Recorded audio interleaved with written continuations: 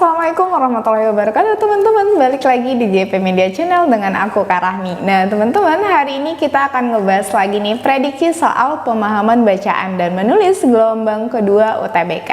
Seperti apa soal dan pembahasannya? Yuk berikut kita simak videonya.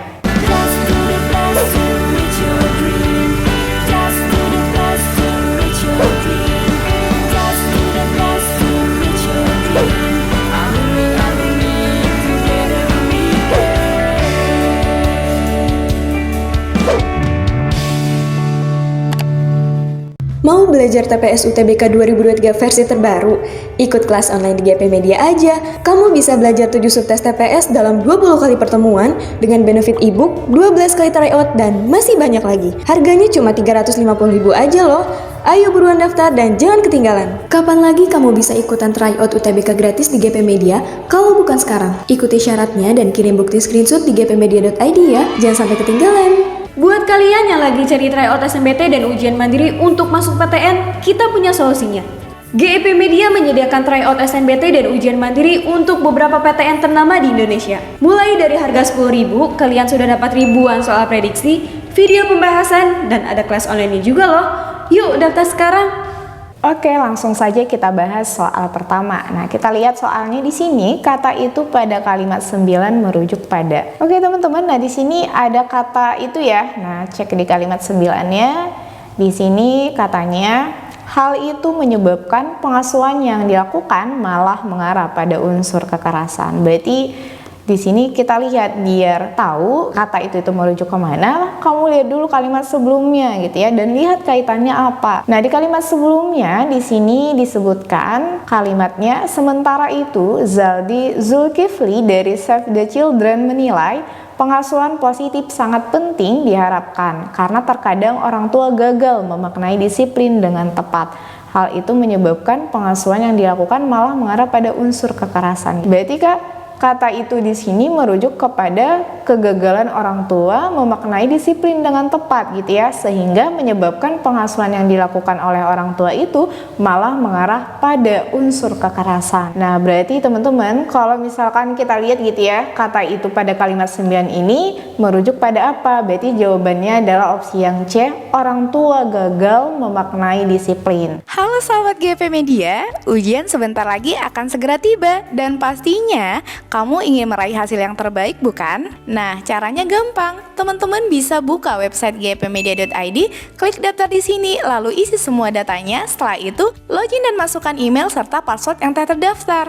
Di sini kita punya berbagai tryout loh, mulai dari tryout SNBT, tryout ujian mandiri SMIPB, SIMAK UI, UTUL UGM, dan tryout mandiri lainnya. Selain itu, tryout sekolah kedinasan seperti STAN dan STIS juga tersedia di sini. Dan kita punya kelas online-nya juga loh teman-teman. Sebelum mengerjakan tryout, kalian pilih PTN dan jurusan yang kalian mau ya. Soal-soal tryout GP Media sudah disesuaikan dengan aturan sosialisasi SNPMB dan website simulasinya. Setelah selesai, kalian bisa lihat skor hasil akhir, ranking, dan grafik nilai tryout-nya.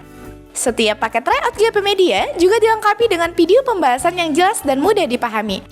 Ayo, jangan sia-siakan kesempatan untuk meraih hasil terbaik di ujianmu. Kunjungi gpmedia.id sekarang juga dan mulailah persiapkan dirimu dari sekarang. Oke, kita bahas soal berikutnya. Di sini katanya paragraf tersebut dapat diurai menjadi 2 paragraf.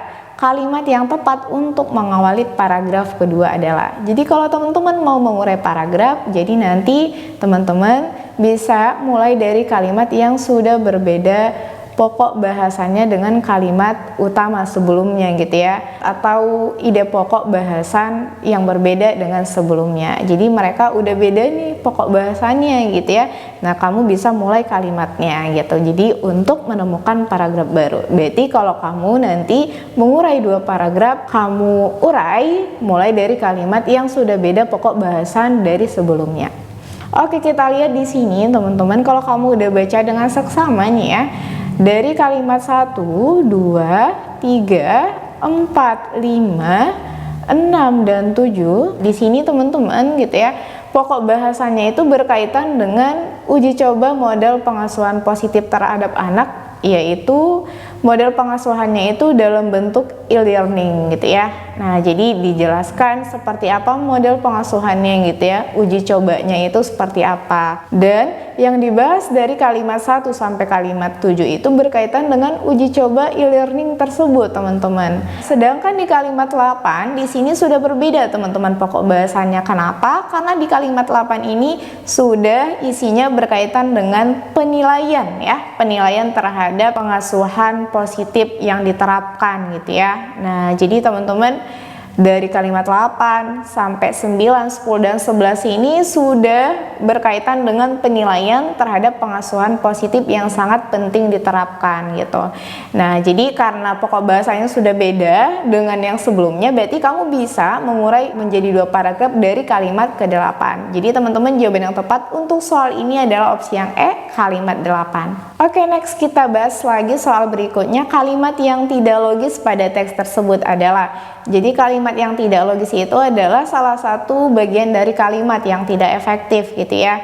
Nah, kalimat yang tidak logis sendiri itu adalah kalimat yang maknanya teman-teman tidak masuk akal ataupun nanti penggunaan kosakatanya tidak sesuai. Nah, jadi kalau misalkan kamu baca lagi nih dengan seksama teks yang kakak sediakan ini gitu ya, kalimat yang tidak logisnya itu ada pada kalimat ke-10 gitu ya. Ketidaklogisannya terletak di mana gitu ya. Nah, jadi di kalimat 10 dijelaskan, oleh karena itu perusahaan di berbagai sektor perlu kembali dipetakan oleh bisnis yang mereka jalani dengan cermat agar dapat bangkit. Nah, kalau teman-teman memaknai ini gitu ya, kalimat ini katanya oleh karena itu perusahaan di berbagai sektor perlu kembali dipetakan oleh bisnis gitu ya.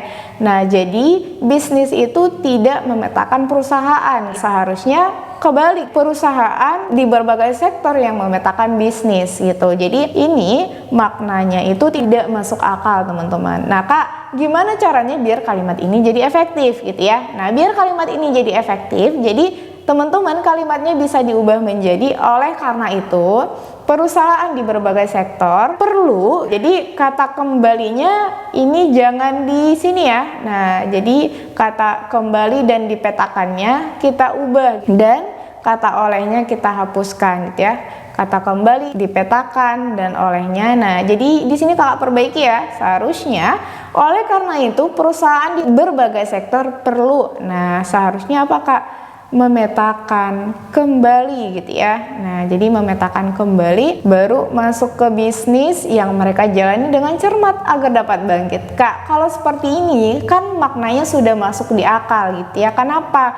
Karena perusahaan di berbagai sektor itu tadi memetakan kembali bisnis mereka yang mereka jalani gitu ya dengan cermat agar dapat bangkit, bukan gitu ya bisnis yang memetakan si berbagai sektor perusahaan tadi gitu. Makanya teman-teman, jawaban yang tepat untuk soal ini adalah opsi yang E, kalimat tidak logisnya terdapat pada kalimat 10 karena maknanya tidak masuk akal. Oke, kita masuk soal berikutnya, penggunaan tanda baca yang salah terdapat pada kalimat berapa gitu ya. Oke, nah jadi balik lagi nih ya, kalau kamu cek dengan seksama lagi nih teman-teman, penggunaan tanda bacanya itu yang salah ada di mana sih, Kak? Nah, yang salah itu ada di kalimat ke-6. Kenapa? Karena di sini gitu ya, setelah kata pelaku usaha ada tanda koma. Ini berarti koma pelaku usaha di sektor retail sudah mulai beradaptasi menggunakan teknologi digital. Nah, jadi seharusnya setelah kata pelaku usaha itu tanda komanya ditiadakan gitu ya. Jadi tanda komanya harus dihapuskan. Kenapa, Kak? Karena akibat tanda koma setelah kata pelaku usahanya gitu ya, subjeknya di sini menjadi tidak jelas. Nah, seharusnya pelaku usaha setelahnya itu langsung di sektor retail, jadi tidak menggunakan tanda koma gitu ya. Akibat tadi ada tanda koma setelah kata pelaku usaha, jadi subjeknya itu tidak jelas ya. Nah, makanya seharusnya tanda komanya kita hilangkan dan penggunaannya di sini memang tidak tepat. Jadi teman-teman, jawaban yang tepat seharusnya kalimatnya adalah ini berarti koma pelaku usaha di sektor retail sudah mulai beradaptasi menggunakan teknologi digital. Jadi jawaban yang tepat untuk soal ini adalah opsi yang C, kalimat ke-6. Oke, kita bahas soal berikutnya. Susunan kalimat yang tepat untuk paragraf 2 teks tersebut adalah. Nah, berarti teman-teman kamu harus susun nih gimana biar kalimat ini tepat. Nah, sebenarnya berarti di paragraf kedua ini kalimatnya belum tersusun rapih nih. Jadi kamu disuruh ngerapihin gitu ya. Jadi Kak, biar kamu tahu seperti apa susunannya. Nah, yang pertama kamu harus lihat gitu ya, kalimat sebelumnya itu ngobrolin terkait apa. Nah, baru kamu bisa ngelanjutin tentang itu ya, ngebahas tentang hal tersebut. Nah, kemudian nanti di dalam satu paragraf itu kan ada kamu harus satu ide pokok dan saling berkaitan gitu ya. Nah, tapi ketika kamu memulai bahasan yang baru, nah kamu bisa pastikan sebelumnya itu berkaitan apa nih yang dibicarain gitu ya.